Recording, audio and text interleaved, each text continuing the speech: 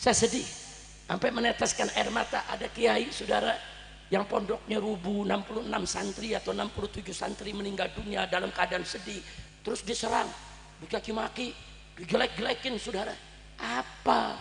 Terus Kiai Haji saudara Anwar, saudara yang kemarin ini di Lirboyo, saudara Kiai Haji Anwar Mansur, saudara. Masya Allah, sudah sepuh, orang tua, muridnya puluhan ribu, saudara, sudah menyebar di mana-mana tempat bikin pondok pesantren. Siapa yang nggak tahu Lirboyo, saudara? Itu gudangnya kiai, melahirkan berbagai macam ulama, termasuk guru di pondok pesantren Markas Syariat. Kiai Haji Asep Jailani itu juga lulusan Lirboyo, saudara, yang kitabnya dipakai di Hadramut, saudara, untuk dipelajari di majelis-majelisnya habaib. Masya Allah, saudara, ini nggak sembarangan. Hanya gara-gara persoalan kecil, saudara, wah, dihebohkan. Nggak sampai di situ, saudara. Ada tamu datang ngasih duit ke kiai, wah, difoto, langsung dibilang, saudara, ini kiai cuma ngumpulin harta, ini kiai memperkaya diri, kurang ajar. Saya mau tanya semua yang ada di sini, saudara, tamu ngasih kiai duit, boleh gak? Boleh gak? Halal tidak? Tuh kiai nggak nipu, tuh kiai nggak minta. Ada apa, saudara? Hanya gara-gara satu amplop kiai langsung digelek-gelekin. Kiai doyan duit, kiai ngumpulin harta, kiai meres umat. Apa? Maka itu saya mau tanya nih semua di sini nih, siap bela ulama? Siap bela kiai? Takbir! Hati-hati, saudara, jangankan di pesantren, Pak Bu ya, di masyarakat Madura, Habib Hanif sering ke Madura ini, saudara. Itu masyarakatnya kalau datang kiai dari daerah, oh kiai datang dari Jawa Tengah, atau kiai datang dari Jakarta, atau Habib yang datang, itu satu kampung ngantri semua, saudara. Dia nggak kasih Habib kiainya pulang sebelum mereka cium tangan. Ini kiainya bilang udah nggak usah, enggak. Mereka sedih, saudara, merasa diabaikan kalau nggak disalami. Dan Anda tahu setiap salaman itu, setiap salaman dia kepelin duit 1.000 perak, 2.000 perak, 5.000 perak, saudara. Semua, siapa aja, mau kiai kek, mau Habib kek, mau ustadz kek, saudara, ada tamu dari luar dia kepelin. Ada istilahnya tuh di Madura. Nah, di Madura tuh ada istilahnya, apa tuh namanya tuh? Ada istilahnya, nyampen. Nah, ada istilahnya di Madura, saudara. Itu udah tradisi, itu adat istiadat mereka. Bukan mereka mengkultus ulama, bukan ulama feodalisme, bukan ulama merendahkan umat, bukan kiai meres umat. Itu tradisi, kearifan lokal, wajib kita hormati, betul? Takbir. Saya pernah ke Madura, saudara. Saya mau pulang, saya bilang tangan udah capek, udah nggak usah lah. Saya nggak mau. Oh sedih mereka, nangis sudah. Mereka ngantri 2.000 orang, bayangin dengan ngantri, kita mesti selaman. Kita selaman 2.000 orang, tiap orang ngasih 1.000, kita ambil, ngasih 2.000, kita ambil. Enggak banyak ngasih 1.000, 2.000, saudara. Ya memang kalau dikumpulin jadi banyak, saudara. Oh, tangan kita selaman 2.000 orang, pulang diurut. Mending diurut, datang ke dokter ortopedi, saudara. Tetapi itu ada yang wajib kita hormati, betul? Takbir. Jangan bilang, oh kiai ini feodal, orang cium tangan mesti bayar. Nggak ada yang suruh bayar, saudara. Itu tradisi mereka. Coba Anda hina tradisi mereka, satu Madura akan marah, saudara. Betul? Lagi pula, saudara, kiai dikasih santri 1.000, 2.000, dikasih umat. Ada apa sih? Masalah sepele. Dibesar-besarkan, saudara. Sampai kiai dihina-hina, sampai pesantren dihina-hina, sampai santri dihina-hina. Nah sekarang saya mau tanya nih semua, siap bela kiai? Siap bela ulama? Siap bela santri? Takbir! Dulu pada saat saya pertama kali pulang dari Saudi Arabia, saudara, saya ngisi di tempat Habib Hussein Al-Attas di pengajian Majelis An-Nur di Tangerang, saudara. Selesai acara, saya diri di samping Habib Hussein. Ini yang selaman, setiap selaman ngasih 500 perak, ngasih 1.000 perak, saya tolak, ngasih 1.000 saya tolak, ngasih 5.000 saya tolak, pokoknya saya tolak, saudara. Digewer saya sama Habib Hussein. Habib Hussein diam, dia saudara, saya nolak dia. Begitu selesai, saya dipanggil ke kamarnya.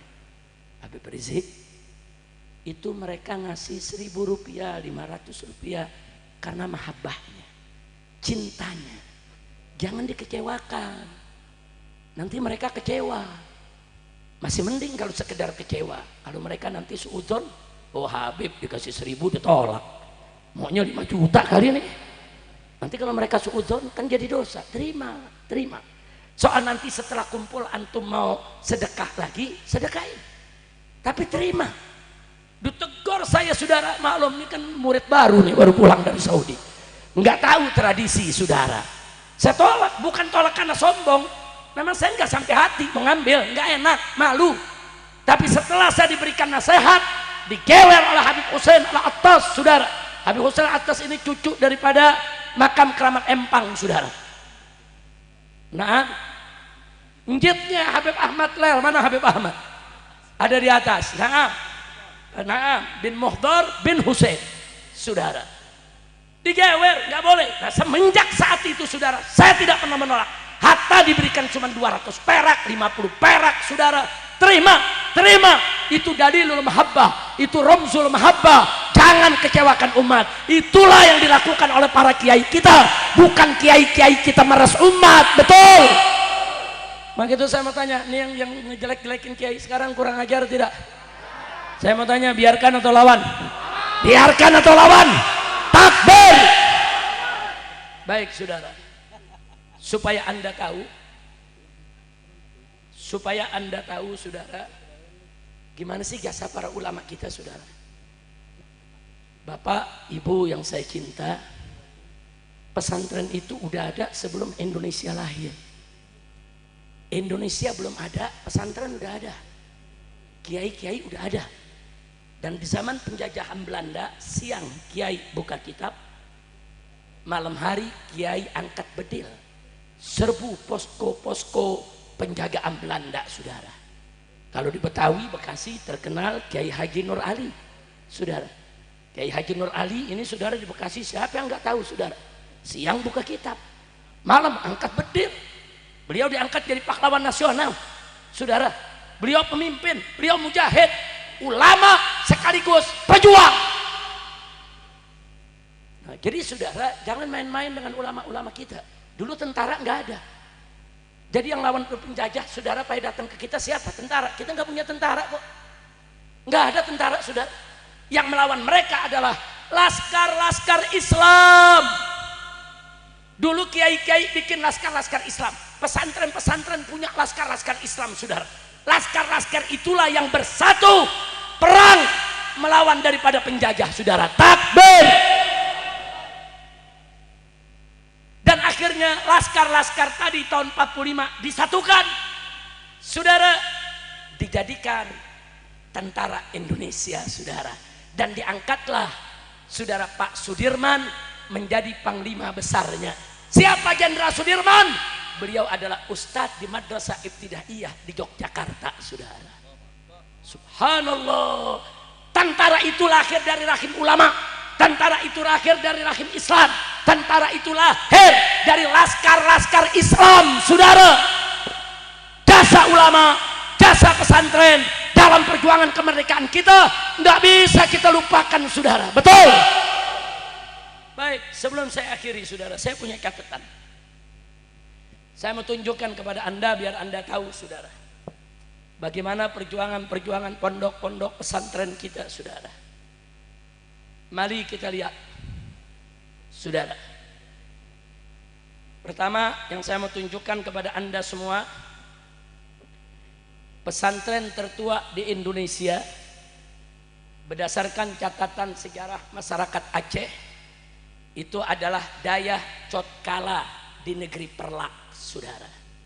Dayah itu artinya pesantren. Orang Aceh bilang Dayah. Pesantren Cotkala Perlak, saudara, pesantren tertua di Indonesia, itu sudah didirikan tahun 899 Masehi Miladia. Artinya 1225 tahun yang lalu, saudara. Di zaman khalifah-khalifah kekhilafahan Turki Utsmani dan lain sebagainya, mereka sudah masuk dai-dai ke Aceh, saudara. Kemudian baik, saudara, kalau kita lihat di tanah Jawa, saudara, di tahun 1475, saudara, Belanda belum datang. 1475 dibangun sebuah pondok pesantren, namanya Pondok Pesantren Al-Kahfi Somalangu di Kebumen, Jawa Tengah, saudara. Ini pesantren tertua, saudara, di tanah Jawa, saudara, bahkan kedua setelah yang di Aceh tadi, saudara, di seluruh Nusantara. Yang mendirikan adalah Sayyid Muhammad Isom Al-Hasan, saudara. Nah, kemudian setelah itu di tahun 1718 mulai dirintis Pondok Pesantren Sidogiri Pasuruan, yang kemudian berdiri tegak tahun 1745, saudara. Tapi ngerintisnya dari tahun 1718, saudara. Siapa yang mendirikannya, saudara? Dan sudah berapa umurnya sampai saat ini, saudara, pondok pesantren tersebut? Pondok pesantren tersebut kalau dari mulai merintisnya usianya sudah 307 tahun. Tapi dari berdirinya Sidagiri sudah 280 tahun, saudara. Umur Indonesia baru berapa tahun? 80. Sidagiri 280 tahun. Tuaan mana? Saya mau tanya, tuaan mana? Tuaan Indonesia atau Sidagiri? Tuaan Indonesia apa pesantren?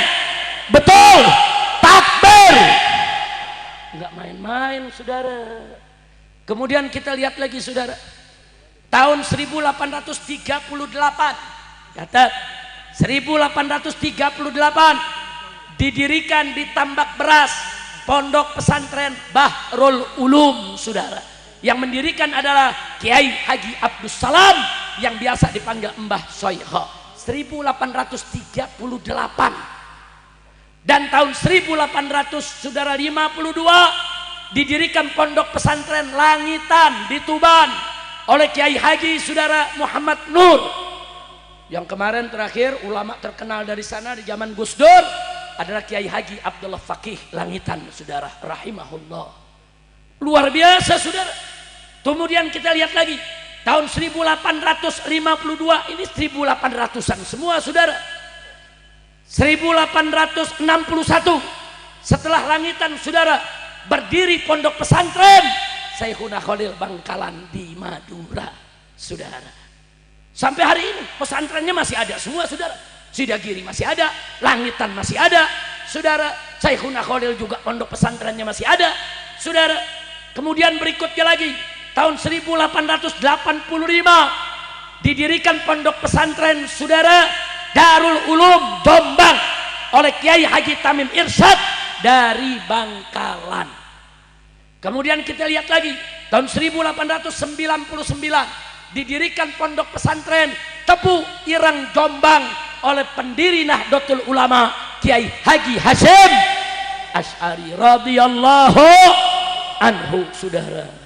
Kemudian kita lihat lagi selanjutnya tahun 1910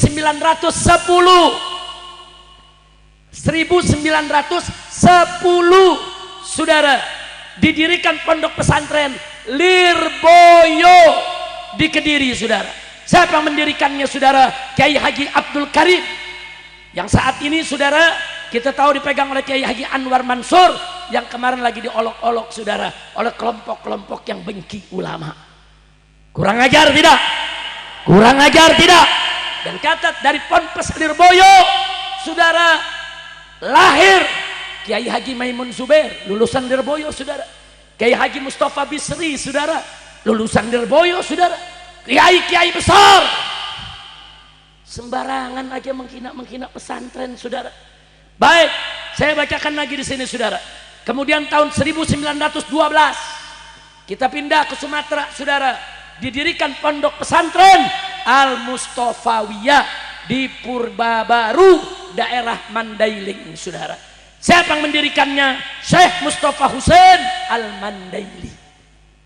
Kemudian tahun 1920, saudara, 1920 didirikan Pondok Pesantren Al Khazini Buduran yang kemarin rubuh, saudara.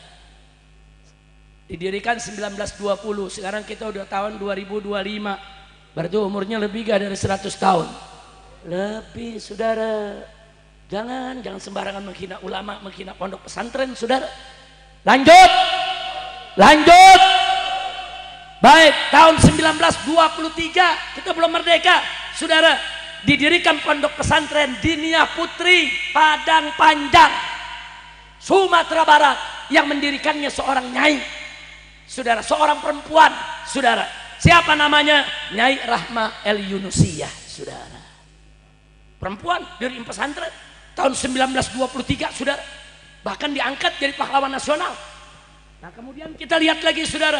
Tahun 1925 pondok pesantren Al-Falah Ploso. Pondok pesantren Al-Falah di Ploso, saudara, didirikan tahun 25 oleh Kiai Haji Ahmad Jazuli Usman, saudara. Baik, kita lanjutkan. Tahun 1926 pondok pesantren modern Gontor di Ponorogo didirikan, saudara. Yang dirikan Kiai Haji Ahmad Sahal, Kiai Haji Zainuddin Fanani, Kiai Haji Imam Zarkashi rahimahumullahu ta'ala. Kiai Kamal di samping saya, ini alumni pondok pesantren modern Gontor, saudara. Takbir, sallu ala nabi. Berarti saya tanya, pondok-pondok pesantren, saudara, berjasa tidak? Berjasa tidak? Mana lebih dulu pesantren sama Indonesia? Mana lebih dulu pesantren dengan merdekanya Indonesia? Pesantren, saudara. Baik, kita lanjutkan, saudara. Tahun 1930. Oh, ini menarik, ada beberapa pesantren berdiri, saudara. Satu di Sulawesi Selatan, pondok pesantren As'adiyah Sengkang Sumsel, saudara, yaitu Syekh Muhammad As'ad Al-Bugisi. Kemudian di tahun yang sama berdiri pondok pesantren Al-Khairat di Palu, Sulawesi Tengah, saudara. Palu, Sulawesi Tengah, saudara. Kemudian ada lagi, masih 1930, pondok pesantren Ittihadul Islamiyah Lombok yang didirikan oleh Saleh Harhara, saudara. Luar biasa di mana-mana. Nah, baru pada tahun 1937 di Lombok didirikan pondok pesantren Nahdlatul Wathon, saudara. Nah, kemudian gak sampai di situ. Di tahun 1945, beberapa bulan sebelum kita merdeka, bulan Februari tahun 1945, didirikan pondok pesantren Darul Hadis Malang oleh Habib Abdul Qadir bin Ahmad Bilfaqih. Takbir, sallu ala nabi. Nah, sementara yang kita haulkan hari ini yaitu Habib Hasan bin Ahmad Baharun membangun pondok pesantrennya pada tahun 1981, saudara. Nah, kalau saya mau sebutkan yang kemari banyak, saudara. Ada Dalwa, saudara, ada pondok-pondok lain begitu banyak. Tapi tadi saya sengaja sebutkan yang sebelum kita merdeka, saudara. Jadi jangan, saudara, sekali-kali kita hinakan pondok. Mau kritik pondok silahkan, mau kritik ulama silahkan, mau kritik kiai silahkan. Tapi kritik ada caranya, betul. Kritik ada adabnya, betul. Takbir. Saya mau tanya semua yang ada di sini, apa Anda rela kiai-kiai kita dihinakan? Apa Anda rela pesantren-pesantren kita dihinakan? Apa Anda rela kaum santri dihinakan? Rela tidak? Siap bela ulama, siap bela santri, siap bela pesantren. Takbir, sallu ala nabi. Saudara, jangan main-main sama ulama. Nabi mengatakan al ulama warathatul anbiya. Ulama itu pewarisnya para nabi. Saudara, kita tidak bertemu nabi, tapi kita masih bertemu dengan para pewarisnya, para ulamanya. Saudara, bahkan nggak sampai di situ, saudara. Enggak sampai di situ, Allah meninggikan kedudukan para ulama. Faqala ta'ala yarfa'illahu alladhina amanu minkum walladhina utul ilma darajat. Allah tinggikan kedudukan para orang-orang yang beriman dan mereka yang memiliki ilmu, saudara. Darajat, beberapa derajat ditinggikan oleh Allah. Artinya apa? Allah saja yang maha mulia memuliakan ulama. Allah saja yang maha tinggi meninggikan kedudukan ulama. Artinya kita sebagai hamba-hamba Allah wajib memuliakan mereka yang dimuliakan oleh Allah, betul. Wajib meninggikan kedudukan mereka yang ditinggikan oleh Allah, betul. Siap muliakan ulama, siap tinggikan derajat ulama. Takbir, sallu ala nabi. Saudara, jangan kurang ajar kepada ulama. Oh, ada yang bilang, Habib, tapi kan gak semua ulama. Benar. Saudara, iya. Ada ulama, ada ulama-ulamaan. Betul, saya nggak pungkiri. Betul. Bu, ada ulama, ada ulama-ulamaan. Ulama ngajak kita ke sorga. Ulama-ulamaan ngajak kita ke sorga-sorgaan. Nah, saya mau tanya di sini, mau masuk sorga apa sorga-sorgaan? Jawab yang kompak. Bu, mau masuk sorga apa sorga-sorgaan? Betul.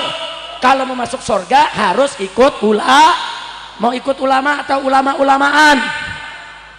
Ulama ngajak ke sorga, ulama-ulamaan ngajak ke sorga-sorgaan. Makanya kita ikut ulama semua. Setuju? Setuju. Terus ada yang nanya, Habib gimana cara ngebedain antara ulama dan ulama-ulamaan? Gampang. Mau tahu? Mau tahu? Kapan? Tahun depan. Tadi Kiai Haitami bilang tahun depan mau bikin lagi. Sekarang apa kapan? Kapan? Sekarang juga. Gampang saudara. Cara membedakannya, ulama yang nuntun ke sorga pasti takut kepada Allah. Ulama-ulamaan nggak ada takutnya kepada Allah saudara. Dalilnya Allah yang berfirman dalam Al-Quran, faqala ta'ala innama yakhshallaha min ibadihil ulama. Sesungguhnya hamba-hamba Allah yang takut kepada Allah adalah kalangan ulama. Jadi kalau ada orang ngaku dirinya ulama tapi tidak takut kepada Allah, bohong. Ulama yang istiqomah, ulama yang berjuang di jalan Allah, pasti mereka takut kepada Allah sudah. Jadi simpel aja. Pokoknya ada ulama yang nyatukan umat, ulama yang ngajarin kita ke jalan yang benar, ulama yang mengharamkan yang haram, menghalalkan yang halal, ulama yang mengatakan hak itu hak, batil itu batil, ulama yang ucapan dengan perbuatan tidak bertentangan. Nggak usah khawatir, itu dia ulama yang sejati, insya. Nah kalau ada ulama saudara yang menghalalkan yang haram, mengharamkan yang halal, yang hak dibatilkan, yang batil dihakkan saudara, menjual ayat-ayat Allah saudara, ngadu domba umat saudara, terang-terangan berbuat maksiat, dia nggak sholat, dia nggak puasa Ramadan saudara. Kalau ditanya orang, Ustadz kenapa nggak sholat? Oh udah, anda tadi sholat di Mekah, so jadi wali saudara. Sholat enggak, puasa enggak, ngaku jadi wali setan namanya. Wali apa? Wali apa? Nah kalau udah yang model begini, ini namanya ulama-ulamaan. Kira-kira jelas tidak? Paham tidak?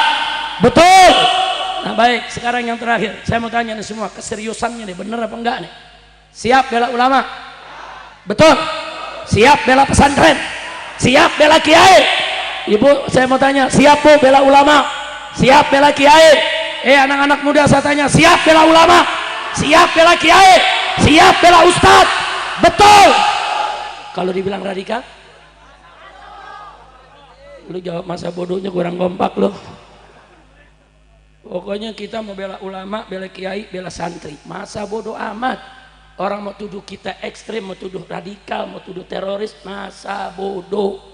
Apa bu?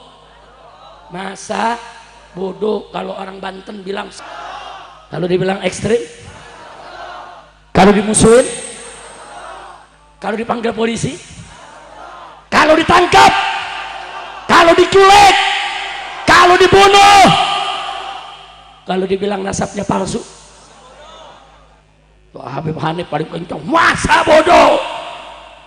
Masya Allah. Ayo jawab yang kompak, bu, jawab yang kompak ya. Semua deh, sekali lagi. Kalau nggak lulus awas loh. Yang semangat. Siap bela agama, siap bela negara, siap bela ulama, siap bela kiai, siap bela pesantren, siap bela majelis taklim, siap bela madrasah. Betul. Kalau dibilang teroris, kalau dibilang radikal, kalau dibilang ekstrem, kalau dimusuhin, kalau dibenci, kalau diomongin, kalau dipanggil polisi, kalau ditangkap, kalau dibunuh, takbir, Angkat tangan sampai ujung sekali, semuanya angkat tangan. Takbir, takbir, takbir. Shallu ala nabi. Nah, karena itu saudara, saya mengajak semuanya, jaga, jangan sampai kita diadu domba lagi. Betul? Betul? Jadi musuh-musuh Islam menghancurkan habaib, habis itu hancurkan kiai, hancurkan santri, hancurkan pondok pesantren. Udah rusak, udah kita punya perjuangan dihancurin habis-habisan.